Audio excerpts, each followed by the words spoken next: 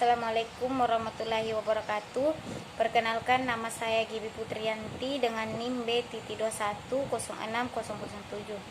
Di sini saya akan memenuhi tugas dari dosen pengampu Arifa Usman SST MKes, mata kuliah asuhan kebidanan pada remaja dan perimenopause. Di sini saya akan menjelaskan sedikit materi tentang seks pranikah. Nah, adapun pengertian hubungan dari seks pranikah yaitu seks pranikah secara umum dapat diartikan sebagai hubungan seks yang dilakukan remaja sebelum menikah.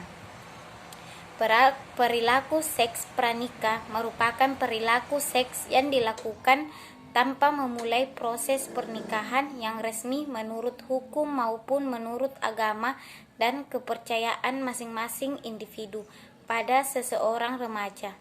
Perilaku seks pranikah tersebut dapat dimotivasi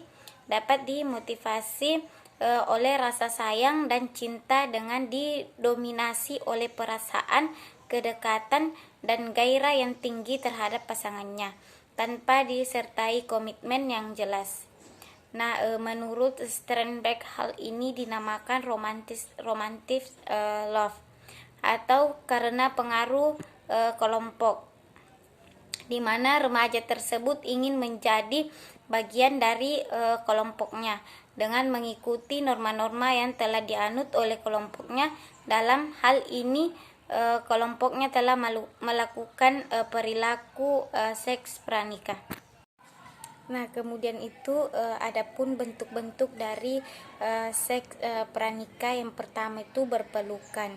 Nah, perilaku seksual berpelukan akan membuat jantung berdegup lebih cepat dan menimbulkan rangsangan seksual pada individu atau pada pasangan tersebut. Nah, kemudian itu ada cium kering. Yang dimaksud dari cium kering itu perilaku seksual cium kering berupa sentuhan pipi dengan pipi dan pipi dengan bibir. Kemudian ada cium basah. Aktivitas cium basah merupakan sentuhan bibir dengan bibir. Dampak dari ciuman bibir dapat menimbulkan sensasi seksual yang kuat dan menimbulkan dorongan seksual hingga tidak terkendali. Kemudian ada meraba bagian tubuh yang sensitif. Maksudnya itu suatu kegiatan meraba atau memegang bagian tubuh yang sensitif seperti payudara, vagina, dan penis.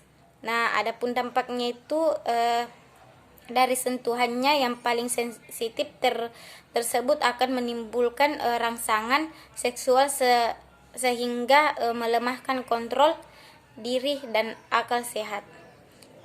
Kemudian ada faktor yang menyebabkan remaja melakukan hubungan seks pranikah. Pertama itu ada faktor keluarga, kemudian ada faktor lingkungan,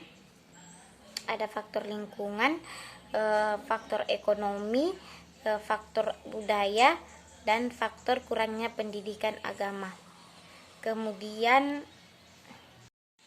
Kemudian ada dampak negatif dari hubungan seks pranikah. Yang pertama itu dampak psikologis. Dampak psikologis dari seks pranikah diantaranya perasaan marah, takut, cemas, depresi, rendah diri, bersalah, dan berdosa. Kemudian ada dampak sosialnya, di mana dampak sosial ini timbul akibat perilaku seks yang dilakukan sebelum saatnya, antara lain dikucilkan, putus sekolah pada remaja perempuan yang hamil, dan perubahan peran menjadi ibu. Kemudian ada dampak fisik. Penyakit menular seksual sering ditularkan ketika pasangan telah memiliki banyak pasangan seksual. Meskipun seks pranikah tidak selalu berarti pasangan memiliki beberapa mitra seksual. Kemudian ada dampak dari kehamilan. Kehamilan menjadi kemungkinan bahkan ketika pasangan telah memiliki. Kemudian cara mencegah seks pranikah, yang pertama itu tanggung jawab orang tua.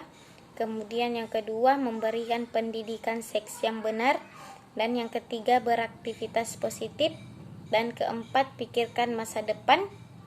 Kemudian menjalin hubungan akrab dengan orang tua dan membantu pergaulan anak.